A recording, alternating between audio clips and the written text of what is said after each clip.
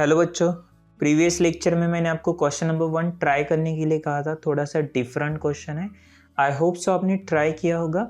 अगर ये क्वेश्चन आए तो बहुत अच्छी बात है, नहीं आया है कोई प्रॉब्लम नहीं, अभी आपके डाउट सॉल्व हो जाएंगे। ओके, और जिन्हें ये क्वेश्चन ऑलरेडी आ चुका है, अगर आप चाहो तो मैं आपको बता दूं कि क्वेश्चन नंबर 4 आप अभी ट्राई कर सकते हो। वैसे मैं at the end of this lecture आपको हिंट दे दूंगा कि ये क्वेश्चन को कैसे सॉल्व करना है। ओके, चलो तो क्वेश्चन नंबर 1 हम देखते हैं।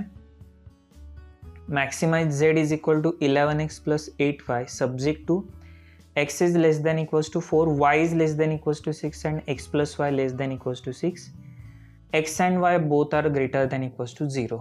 Okay, so write down answer to question number 1। क्या है हमारे लिए? Maximise z which is equal to 11x plus 8y subject to x is less than 4, तो हम कहेंगे x is 4, y is less than equals to 6, चलो y हमारे लिए 6 है, and x plus y is equal to 6। now x and y, x की value रहेगी, चलो मान लो अगर x, सॉरी यहाँ पे 6 है, हाँ, अगर x हमारे लिए 0 है तो y क्या रहेगा 6, और y अगर 0 है तो x रहेगा हमारे लिए सिर्फ। और अब हम ग्राफ ड्रॉ कर लेते हैं।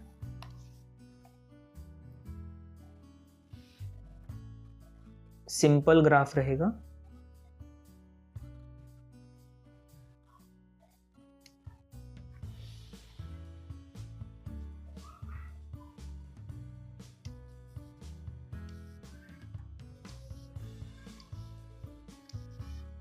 x axis, y axis. Okay, 1 2 3 4 5 6, 1 2 3 4 5 6, 1 2 3 4 5 6, 1 2 3 4 5 6। now x is equal to 4, चलो, and y is equal to 6, ये मैं आपको बाद में बताता हूँ, पहले x प्लस y का देखते हैं। 0 6 0 6 and 6 0। ओके, कनेक्ट कर लेना इसे। x plus y is equal to 6। Next x is equal to 4। अगर सिर्फ x की वैल्यू अवेलेबल है तो आपने क्या करना है, मैंने आपको हिंट बताई थी इसके पहले, एक वर्टिकल लाइन आपको ड्रॉ करना है जो 4 में से जानी चाहिए, और सिर्फ y अगर अवेलेबल है तो आपने हॉरिजेंटल लाइन ड्रॉ करना है जो 6 में से जाएगी। चलो, x इज इक्वल टू 4 के लिए हम एक वर्टिकल लाइन ड्रॉ करते हैं यहां से,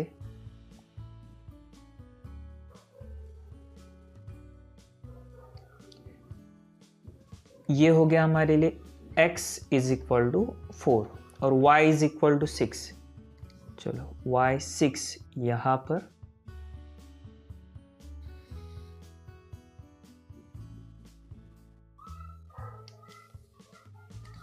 y इज इक्वल टू 6। चलो, अब सवाल ये है कि कौन सा रीजन शेड करना चाहिए। चलो सोचो इसके ऊपर, क्या लगता है आपको? तीनों भी इक्वेशन लेस देन के हैं, तीनों भी इक्वेशन कैसे लेस देन के, तो ऐसे सिचुएशन में ऑल अगर लेस देन है तो हम क्या करते हैं, इनर मोस्ट पार्ट को शेड करते हैं। इसमें से इनर मोस्ट पार्ट कौन सा है? ये वाला पार्ट, देखो ये जो पार्ट है ये इनर मोस्ट पार्ट है, आपको इसी को शेड करना होगा।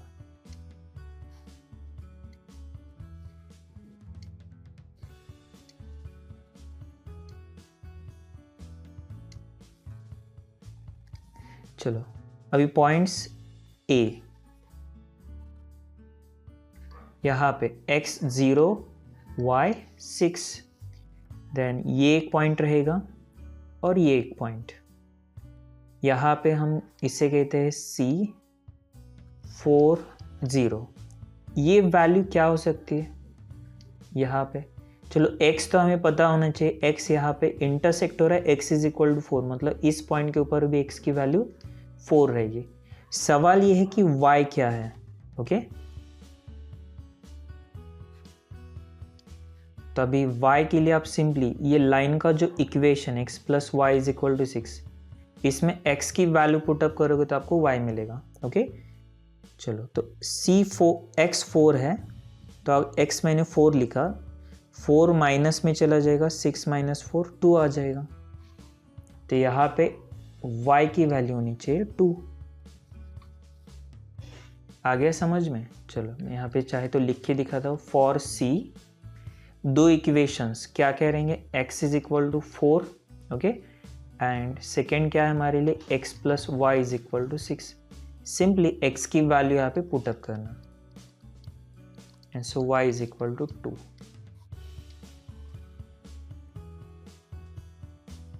सॉरी ये b है,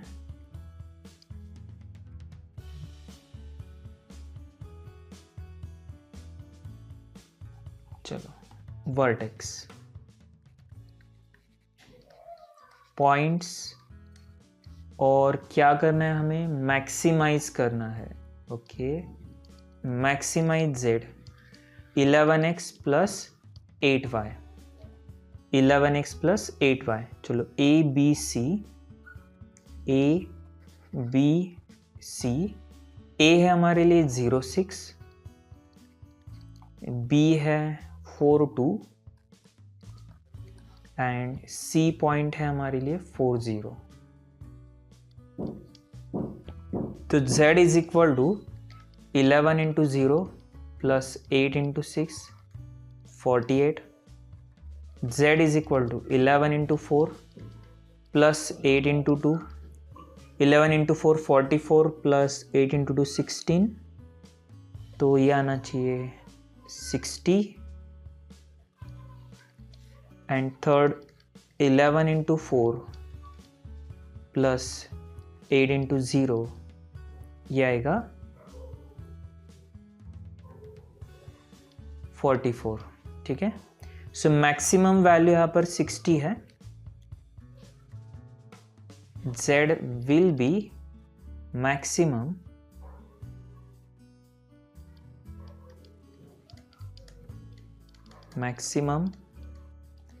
at x is equal to 4 and y is equal to 2। ये हमारा आंसर है। यहाँ पे वर्टेक्स में आप ये ओरिजिन को भी कंसिडर कर सकते हो, क्योंकि ओरिजिन भी यहाँ पे शेडेड रीजन में कवर हो रहा है, ओके? तो यहाँ पे अगर आप ओरिजिन लेते हैं तो 0 0, z is equal to 11 into 0 and 8 into 0, ultimately ये तो 0 ही रहेगा। चलो, तो ये हमारा आंसर हो गया। कुछ बाकी अगर है तो आप अभी वीडियो पॉज करके लिख लेना।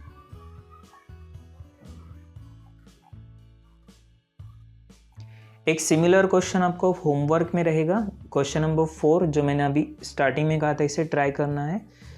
चलो, तो z is equal to 10x plus 25y, subject to का है 0 less than equals to x, x is less than equals to 30। Actually ये 0x 0 to 30 के बीच में है एंड y 0 to 3 के बीच में। यहाँ पे एक मिसप्रिंट है, वो है 0 less than equals to y and y is less than equals to 3 होना चाहिए, ठीक है? जो भी है, तो y 0 to 3 के बीच में 0 से ग्रेटर है तो नॉन निगेटिविटी आ गई, लेकिन 3 से छोटा है, और x 0 से ग्रेटर है मतलब नॉन निगेटिविटी हो गई, लेकिन 30 से छोटा है।